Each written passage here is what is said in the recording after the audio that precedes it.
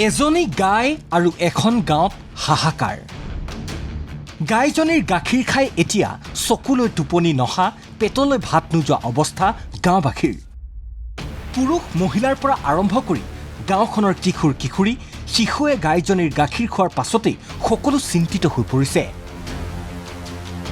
গাইজনী জলাতংক ৰোগত আক্ৰান্ত হোৱা বুলি নিশ্চিত হোৱাৰ পাছতেই গাঁওবাসীৰ মাজত আতংকৰ সৃষ্টি হৈছে।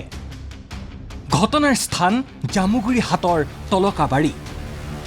সোণত গাইজনীৰ গাখীৰ খাই কিদৰে এতিয়া চিন্তিত হৈছে একাংশ লোক। গাইজনী মানে ব্ৰইলাৰ কুকুৰে কামুৰিছে বুলি আমি সন্দেহ কৰিছোঁ, কাৰণ লক্ষণসমূহ আমি ধৰা পৰিছে। তাৰপিছতে কথাটো মানে আমি পাছতে গম পাওঁ, কিন্তু আমাৰ সৰহসংখ্যক মানুহে গাঁওখনৰ পৰা প্ৰায়ভাগ মানুহে ধৰক আপোনাৰ মানে 90% মানুহে আমাৰ গৰুজনী গাখীৰ খাইছে, হয়তো কোনোবাই চাহ খাইছে, আৰু তেতিয়া মাজতে কিবা সকাম এটা আছিলে, সেই সকামটোতো আহি পেলাই আপোনাৰ তেওঁ পায়সৰ ব্যৱস্থা কৰিছিলে, পায়স খাইছে।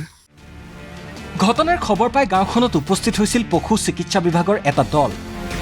শেহতীয়াকৈ অস্বাভাৱিক আচৰণ কৰা গাইজনীক পৰীক্ষা নিৰীক্ষা কৰাৰ পাছত পশু চিকিৎসকৰ দলটো নিশ্চিত হ'ল যে জলাতংক ৰোগত আক্ৰান্ত হৈছে গাইজনী।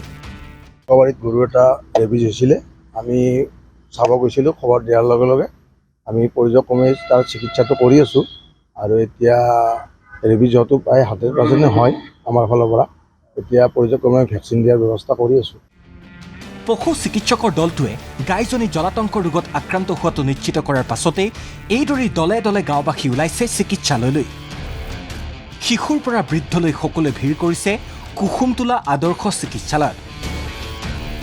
সম্ভৱতঃ কুকুৰে কামোৰাৰ পাছতেই জলাতংক ৰোগত আক্ৰান্ত হয় গাইজনী।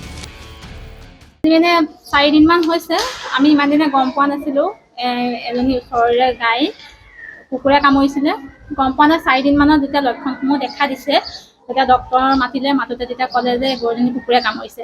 তেতিয়া আমাৰ ওচৰৰ ল'ৰা ছোৱালী আমি সকলোৱে ওচৰ চুবুৰীয়া যেতিয়া চাহ খাওঁ, গাখীৰ নিয়ে, আৰু ল'ৰা ছোৱালীখিনিক মাজতে পায়সখিনি খুৱাইছে।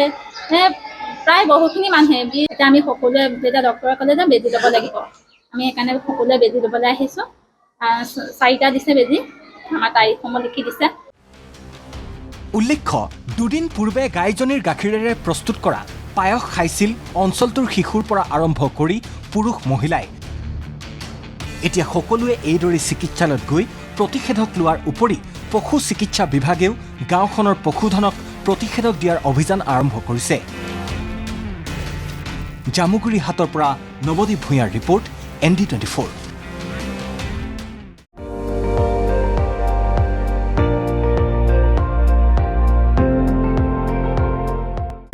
আপুনি চাই আছে ND24, সৰ্বশ্ৰেষ্ঠ নহয় সৰ্বোত্তমৰ দৌৰা।